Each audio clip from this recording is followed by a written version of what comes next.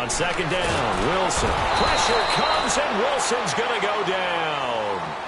Enough takes a start to have a good drive. Quite like a big loss on a sack, does it? Now they're looking at a 3rd and long, and suddenly the momentum shifted to the other side of the football. And old Mo is a very, very fickle man. On 3rd down, Wilson. He rifles one that's intercepted. Picked off by the linebacker, C.J. Mosley. And his...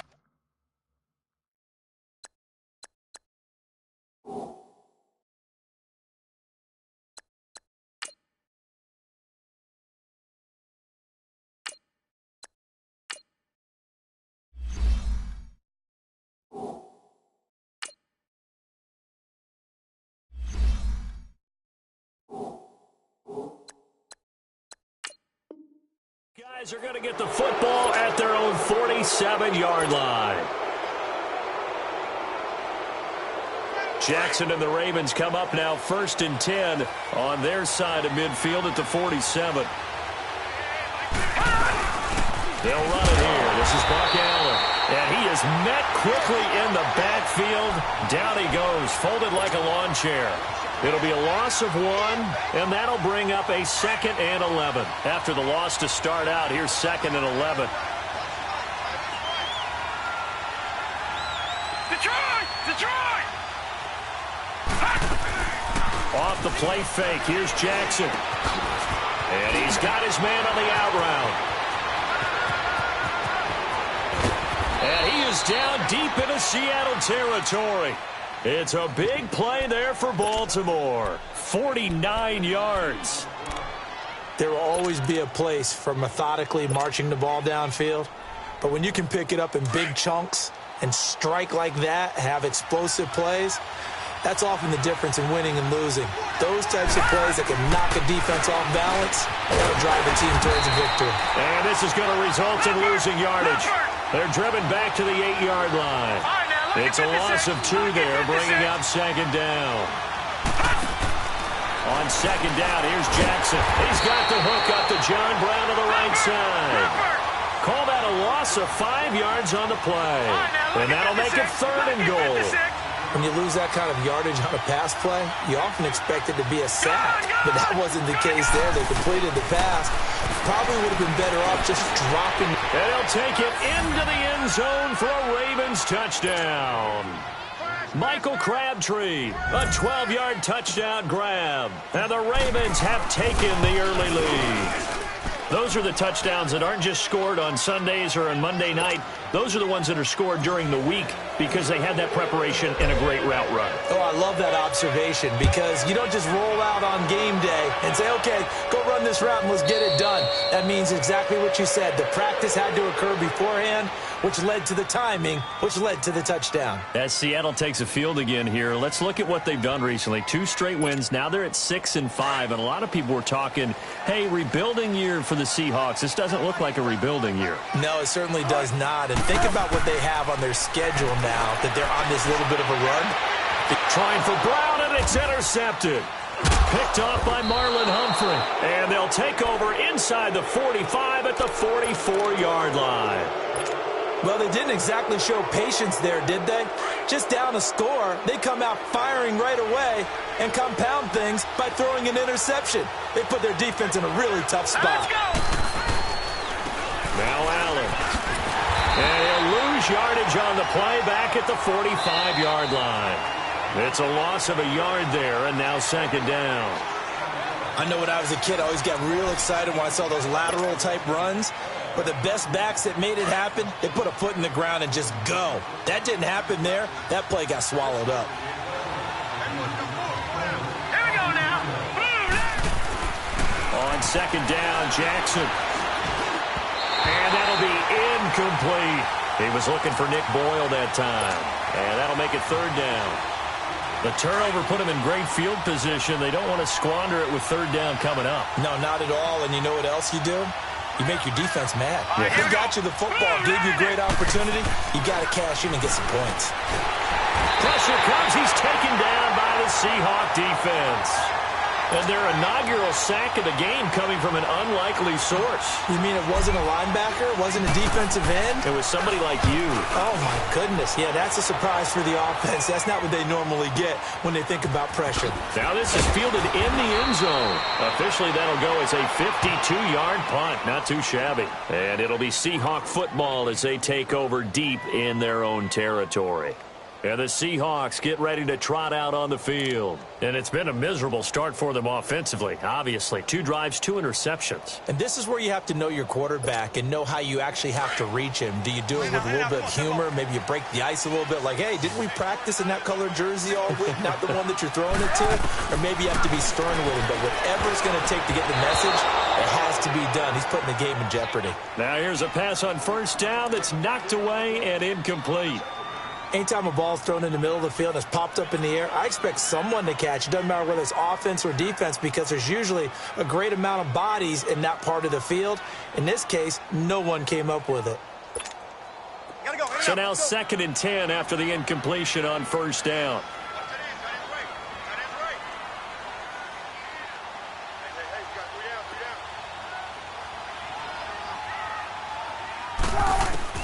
Now Wilson going to throw again. And it's a short one here, complete to his tight end. And they'll bring him down right around the 13. 6 yards is the pickup, and that'll lead to a 3rd down. Under 4 to play now. Clock running, 3rd down.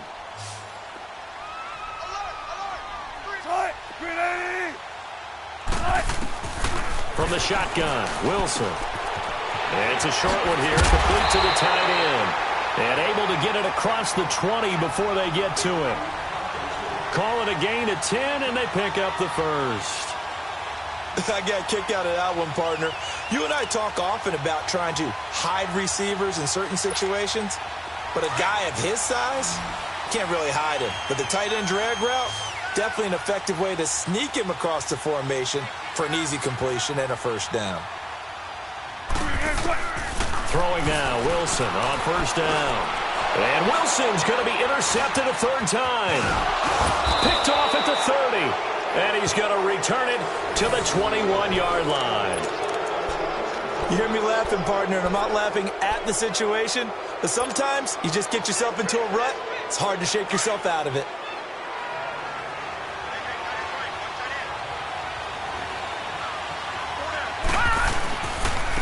First carry now for Alex Collins.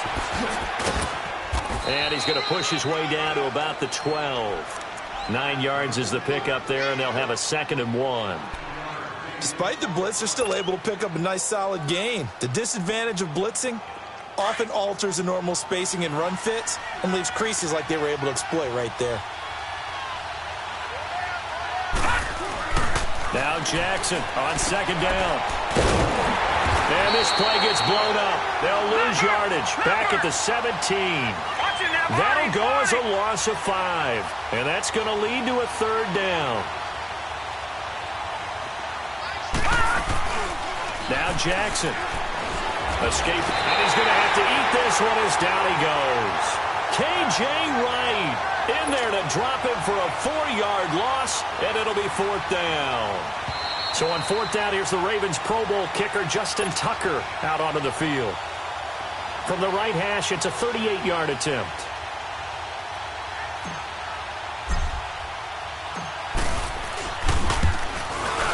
And Tucker's kick right there. It's good. And the lead moves to 10-zip.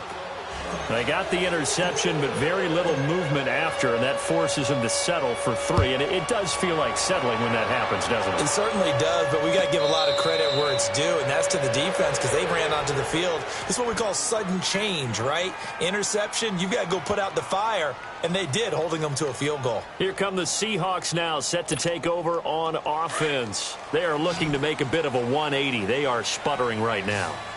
And frankly, I think it's time to call your playmakers together and say, all right, guys, we're going to lean on you through this patch. We need you to get us back on track and get us going in the right direction. So you're calling plays geared to them. Not necessarily what you look at your plays, oh, this hurts the defense. I want the ball in the hands of X, Y, and Z and see if we can move forward. So don't get too cute. Go to the playmakers. Line of scrimmage, again, the 25, 2nd and 10. 2nd and 10. It's Wilson again. Got his man complete over the middle. That's Baldwin. And up to the 35 before they're able to knock him down. And a quick slant gets exactly 10, and by the nose of the football, they've got a first down. Ball up to the 35 now as they come up on 1st and 10. On 1st down, Wilson. He's just going to dump this one off to his fullback out of the backfield. And he'll go out of bounds, it looks like right at the 40. 5 yards on the pickup, and it'll bring up a 2nd down.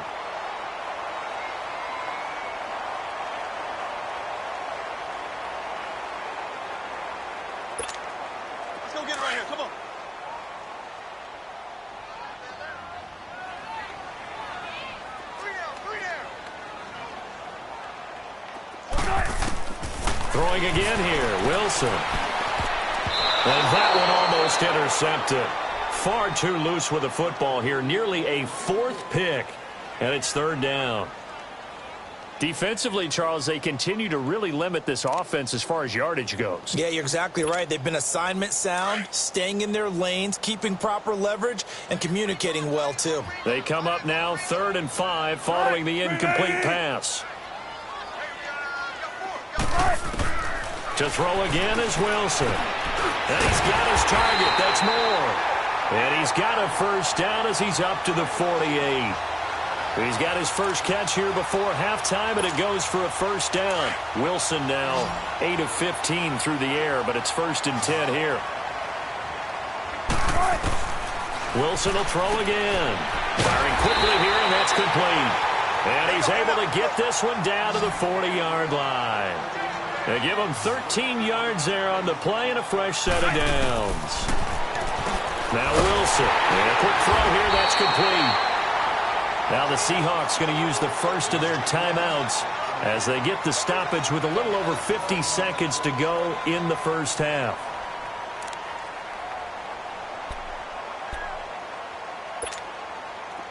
This offense finding its legs now. Here's another 1st and 10.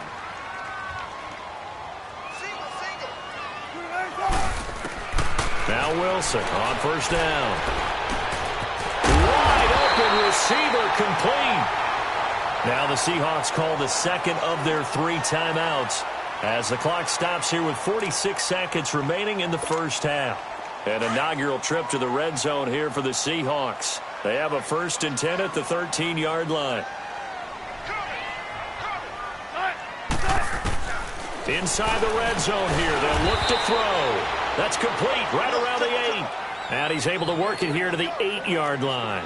5 yards on the catch there. Brings up 2nd down.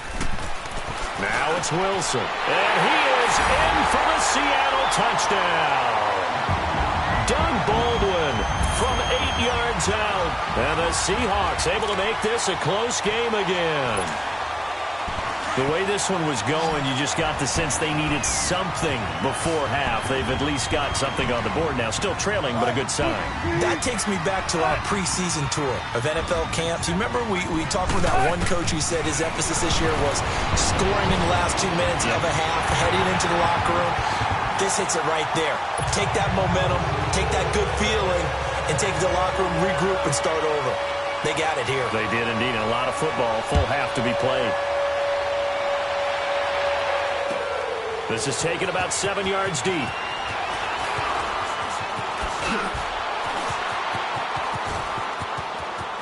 Accelerating, and off he goes. The 20, 10, and all the way in for a Ravens touchdown. Chris Moore as the first half is winding down, and the Ravens will extend their lead. And as we've talked to special teams coaches, that theme of being aggressive continues to come through, doesn't it? When they moved the kickoff back to the 35, it was going to cut down on the number of opportunities. But if you've got a special guy You give him the green light no matter where he fields it in the end zone, and in this case, it paid off handsomely. Well, he fielded it deep in the range of emotions. Maybe like, oh, no, don't, and then all of a sudden you see him break it, and you're like, yeah, way to go. Yeah, sometimes you have to remind your head coach that he approved the green light for bringing it out from deep in the end zone, and that's exactly why he did. The Seahawks offense now, they get ready to come back onto the field. And with time quickly fading here in the second quarter, not sure how aggressively, offensively they want to play this. I think we'll find out just how much they trust their guys in this situation if they decide to take a shot. Now it's Wilson. He's going deep. And for the fourth time tonight, it's an interception. Picked off by Marlon Humphrey. And his guys have got it back at the closing stages of the first half. Baltimore with good starting field position as they come up 1st and 10. Now let's go. 3-19. 3-19. After the interception, here's Jackson looking deep for Crabtree. And it's knocked away and incomplete. He was trying to get it to Michael Crabtree there. And that'll bring up 2nd down.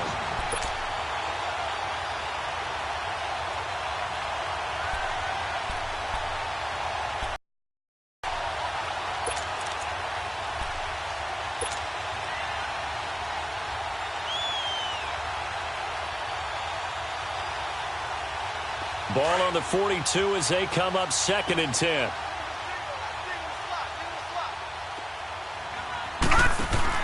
Jackson now on 2nd and 10. It's complete to Brown, right side.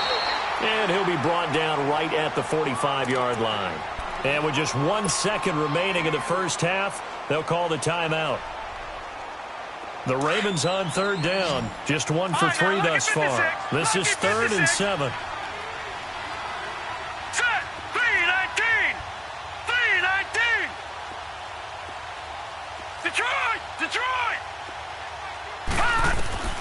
Final play of the half here. It's Jackson trying to lay one up deep. And incomplete on the deep ball. So 2 quarters down, 2 remain. Charles and I return after the break. All right, Coach, thank you, and we welcome everyone back for quarter number 3.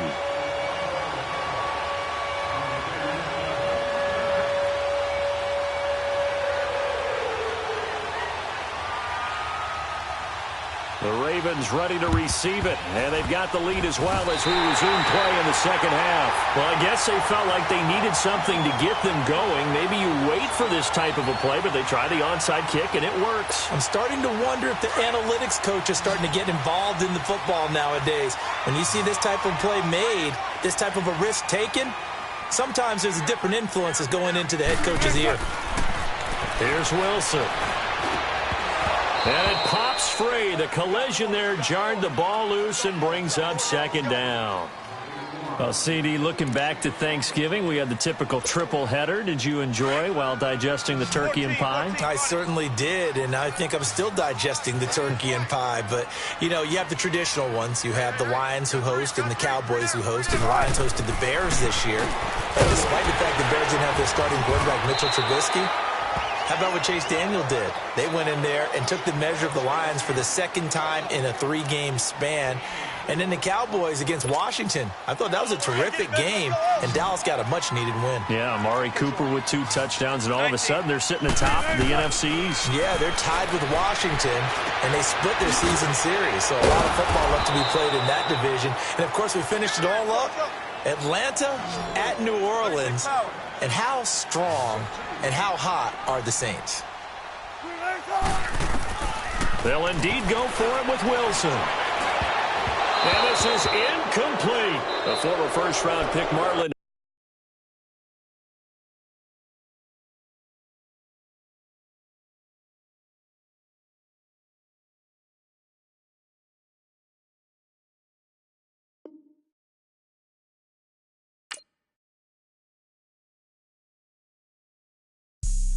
Have an all-white rank. Couldn't hit if had ain't. Lanes can't call and you lame. You had it and you lost it, all the shame. I can buy a Billy, don't talk to me. For a show 150, don't talk.